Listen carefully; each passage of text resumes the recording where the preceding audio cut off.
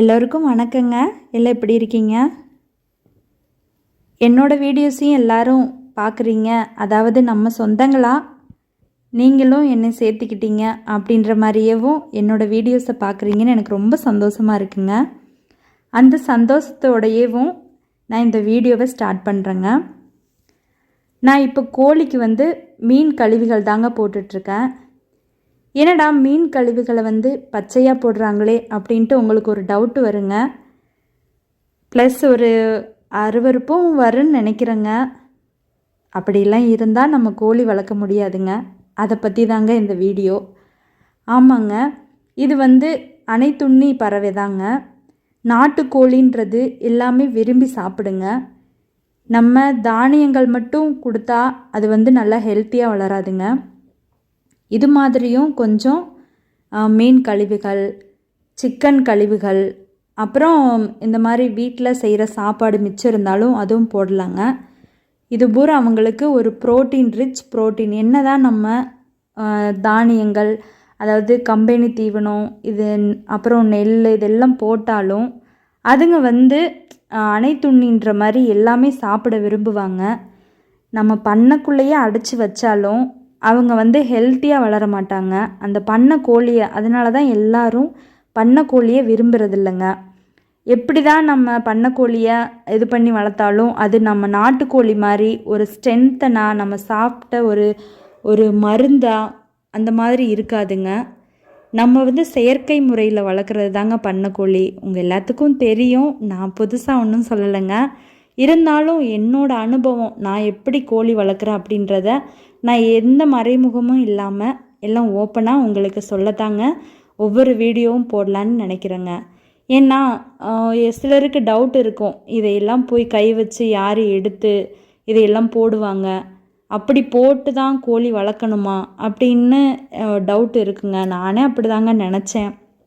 ஆனால் ஃபஸ்ட்டு நான் முன்னாடி வளர்த்ததுக்கும் இப்போ வளர்க்குறதுக்கும் நிறைய டிஃப்ரென்ஸ் இருக்குங்க. கோழிங்களை அதாவது நாட்டு கோழிங்களை வெளி மேய்ச்சலுக்கு விட்டு தாங்க வளர்க்கணும். அது தாங்க நல்ல முறைப்படி செய்கிற, நம்ம அந்த காலத்துலேருந்து, நம்ம பாட்டி தாத்தா காலத்துலேருந்து நம்ம செய்கிற ஒரு மெத்தேடுங்க.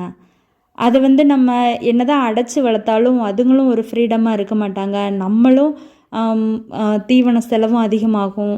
நிறையா அவங்கக்கிட்ட இருந்து நம்ம பெனிஃபிட் எதிர்பார்க்க முடியாதுங்க. இப்படி வெளி மேய்ச்சலில் இப்போ நான் மீன் கழிவுகளை போடாட்டி கூட அங்கே போய் பூச்சி, நம்ம வீட்டை சுற்றி இருக்கிற கரப்பாம்பூச்சி, அப்புறம் சாக்கடையில் மேய்கிற புழு, அப்புறம் இன்னும் கொஞ்சம் ஏதாவது அங்கிட்டு இங்கிட்டு இருக்கிற பூச்சிகளை சாப்பிடுங்க. என்னடா அருவருப்பாக பேசுகிறேன்னு நினைக்காதீங்க, இது கோழியோட இயல்புங்க. அது தாங்க நான் சொல்ல வரேங்க. அப்படி சாப்பிட்டு ஹெல்த்தியாக வளர்கிற கோழி தாங்க நாட்டுக்கோழி. அதை நம்ம சாப்பிட்டா தான் நம்மளுக்கு பெனிஃபிட்டுங்க. மீன் கழிவுகள் அதில் என்ன இருக்குன்னா, அதில் நிறையா அமினோ அமிலங்கள், அதாவது நிறையா ஒமேகா 3 ஃபேட் நிறையா இருக்குங்க. அது நம்ம மேனுவலாக கொஞ்சம் கொடுக்கலாமே அப்படின்ட்டு நாங்கள் தோணி தாங்க போட்டுட்ருக்கோம். முன்னாடி நான் கோழி வளர்க்கும் போதெல்லாம் அரிசி தீவனம் கொடுத்துட்டு வெளி மேய்ச்சலுக்கு அனுப்புவோங்க. இருந்தாலும் வெளியில் எத்தனை கோழிக்கு தாங்க நம்மளுக்கு பூச்சி, அந்த புழுவதெல்லாம் கிடைக்கும். அதாவது ஒரு கோழியில் ஒரு ஹையராக இருக்கிற ஒரு பெரிய கோழிங்களுக்கு மட்டும்தாங்க அது கிடைக்கும். சின்ன சின்ன குஞ்சுங்களெல்லாம் போய் அந்த புழுவை பார்த்தாலும் அதை கொத்த போனாலும் பெரிய கோழிங்க அதை விரட்டி விட்டு அவங்க சாப்பிட்ருவாங்க. அப்போ சின்ன கோழிங்க பூரா பின்தங்கியே இருக்குங்க. அப்போ பின்தங்கும் போது என்ன ஆகும், அவங்களுக்கு சரியான ஸ்ட்ரென்த் இல்லாமல், நம்ம போடுற தானியங்கள்லையும் அவ்வளவா ஸ்ட்ரென்த் இல்லாமல் அவங்க ரொம்ப லோவாக உடம்பு போகுங்க. அப்போ நோய் எதிர்ப்பு சக்தி குறைஞ்சி சளியிலேருந்து அம்மையிலேருந்து எல்லா நோய்களும் வருங்க. அதனால தான் எல்லா கோழிங்களுக்கும் இந்த மாதிரி உணவுகள் எல்லாமே போகணும் அப்படின்னு தான் இந்த மாதிரி மெத்தட்ஸை நாங்கள் யூஸ் பண்ணுறோங்க. இதை நாங்கள் தெரிஞ்சவங்க நிறைய பண்ணைகளில் இது மாதிரி செய்கிறாங்க. அவங்கக்கிட்ட இருந்தும் நாங்கள் டிப்ஸாக கேட்டு இதெல்லாம் செய்யலாமா வேணாமா அப்படின்ட்டு யோசனையிலே இருந்தோங்க. சரி செஞ்சு தான் பார்ப்போமே அப்படின்னு தாங்க செய்ய ஆரம்பித்தோம். அதாவது இது சகிப்புத்தன்மை வேணுங்க. நம்ம கோழி கூண்டையும் டெய்லி சுத்தம் பண்ணி அவங்கள நல்லா சுத்தமாக வச்சுக்கிட்டா தாங்க அவங்களும் நோய் இல்லாமல் வளருவாங்க. நம்மளும் அவங்க அவங்க இடத்துக்கு போயிட்டு வரும்போது நம்மளுக்கும் எந்த ஒரு நோய் தொற்று எதுவும் இல்லாமல் இருக்குங்க. டெய்லி நான் கோழிங்களை வந்து பார்ப்பேங்க. எனக்கு ரொம்ப பிடிக்கும். இவங்க இவங்க இவங்களோட இந்த நாய்ங்கன்னு சொல்ல மாட்டேன், எங்களோட மில்கி, டாமி, அப்புறம் சாக்கோ, இந்த 3 பேரை எங்கள் குடும்ப உறுப்பினராக வளர்க்குறோங்க. இவங்க எல்லாமே சேர்த்து தாங்க நாங்கள் கோழி பண்ணையில் மெம்பர்ஸாக வச்சுருக்கோங்க. நீங்களாம் பாருங்களே, வெயிலுக்கு இதுவாக அவங்க வந்து அந்த தட்டைக்குள்ளே ஒளிஞ்சுக்குவாங்க சேஃபாக. இதெல்லாம் இவங்கெல்லாம் நம்ம போடுற அந்த இதை சாப்பிடும்போது ஒரு சாட்டிஸ்ஃபேக்ஷனுங்க.